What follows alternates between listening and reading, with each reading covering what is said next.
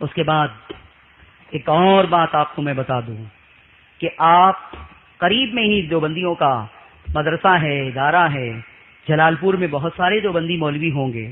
کل جو ہے وہ آپ ایک دیوبندی مولوی کو پکڑیں اور ایک کام کریں گے. ارے ہاتھ اٹھائیں، کتنے لوگ کریں گے؟ ڈرے نہیں، میں ایسا کوئی کام نہیں دے رہا ہوں جو آپ نہیں کر سکے. ہاتھ اٹھائیں، کریں گے؟ بولیے زور سے انشاءاللہ. صرف آپ کو 2 سوال کرنا ہے. کتنا سوال؟ پہلا سوال آپ کو یہ کرنا ہے، غور سے سنیں. دیوبندی ہو تو میں ان سے بھی کہوں گا کہ بھائی حق کو پہچاننے کے لیے کل یہ کام آپ ضرور کریں. جو عوام ہے مجھے بہت ہمدردی ہے ان سے. دیوبندی عوام کے بارے میں میرا یہ نظریہ ہے کہ یہ ماضی میں ہمارے ہی بھائی تھے. آج جہالت کی بنیاد پر اگر وہ غلط جگہ چلے گئے ہیں تو انہیں واپس لانا سمجھا کہ یہ سب سے بڑی ذمہ داری ہماری بنتی ہے. آپ بھی جو ہے نرمی سے سمجھائیں، یہ باتیں پیش کریں.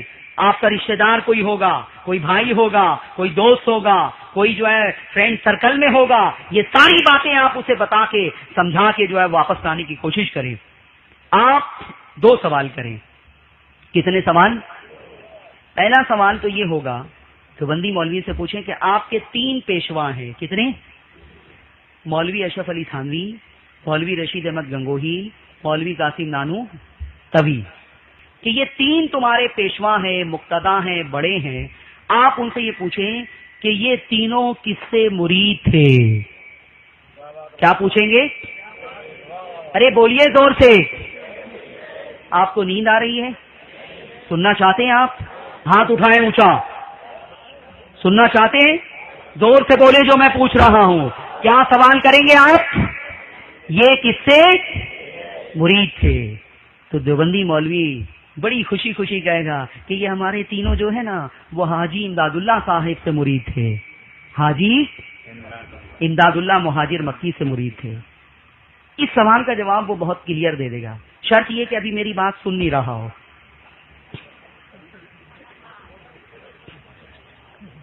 پھر میں تو ان کو بھی اتحاد کی دعوت دیتا ہوں.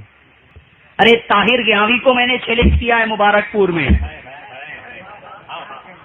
کس کو؟ طاہر گیاوی کو. بہت مغلط تقریر کی تھی اس نے مبارک پور میں. اس کی بہت غیر سنجیدہ تقریر کا میں نے بہت سنجیدہ جواب دیا ہے. چیلنج کیا ہے میں نے. خاص یہ بات جسے آج میں نے اپنا موضوع بنایا یہ پیش کی ہے کہ چلو مبارک پور کی سرزمین پر میں تم سے مناظرے کے لیے تیار ہوں. آ جاؤ مناظرے کے لیے. میں یہ ثابت کروں گا کہ 1857 سے پہلے اس ملک میں اور پوری دنیا میں کوئی دیوبندی نہ تھا اور تم یہ ثابت کرنا کہ کوئی سنی نہ تھا. میں غریب نواز تک ثابت کروں گا کہ جتنے تھے ہندوستان میں سب کے سب سنی تھے. سب کے سب سنی تھے. لیکن آج تک 1 سال ہو گیا 10 تاریخ کو، آج تک طاہر گیاوی کی ہمت نہیں ہے کہ وہ اس موضوع کو جو ہے ایکسپٹ کر سکے، قبول کر سکے.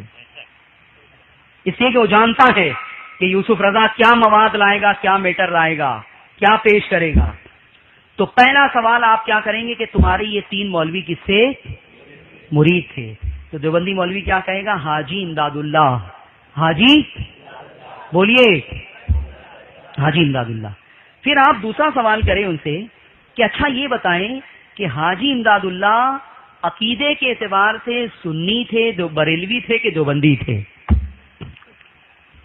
کیا سوال کریں گے؟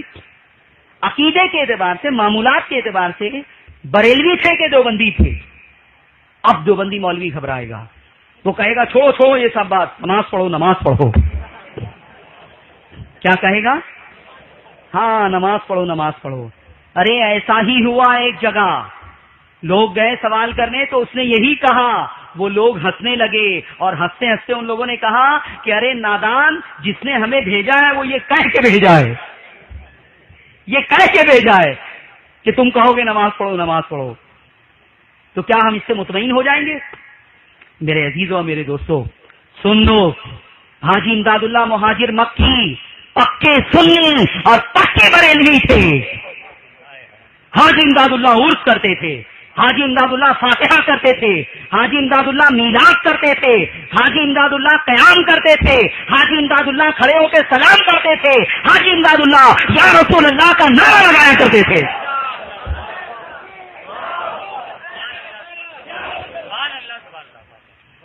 یا رسول اللہ کا نعرہ لگاتے تھے۔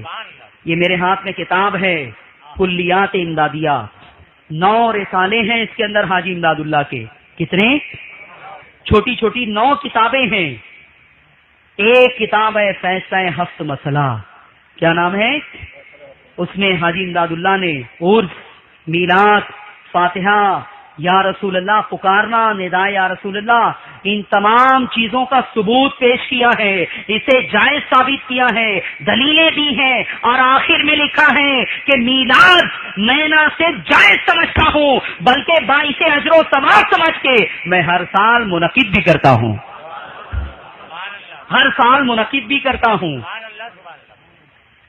اور فرماتے ہیں کہ مجھے قیام میں بڑا لطف آتا ہے۔ آپ کھڑے ہو جائیں ہاتھ باندھ کر کے تو دیوبندی جو ہے فتویٰ لگانا شروع کر دیں گے۔ یہ طاہر گیاوی کہتے ہیں یہ تو گانا گاتے ہیں مسجد میں کھڑے رہ کے، درود پاک کو معاذ اللہ درود ناپاک کہا اس نے کہ یہ مسجد میں کھڑے رہ کے شور کرتے ہیں یہ لوگ، یہ درود پاک نہیں درود ناپاک ہے معاذ اللہ۔ یہ ایسی بکواس ہے رسول اللہ کی شان میں کہ موت سے پہلے تم طاہر گیاوی کا انجام دنیا میں دیکھ لو گے انشاءاللہ۔ یوٹیوب پر اٹھا کر دیکھو، سرچ کرو یوٹیوب پر مولوی طاہر گیاوی گستاخ، یہ سرچ کرو، دیکھو اس کی 2 منٹ 5 منٹ کی جو ہے وہ کلپ آئے گی، اس نے تقریر میں کس طرح سے درود پاک کو درود ناپاک کہا ہے۔ تو یہ درود ناپاک، اگر یہ ناپاک ہے تو کیا یہ تمہارے پیر بھی پڑھتے تھے حاجی امداد اللہ؟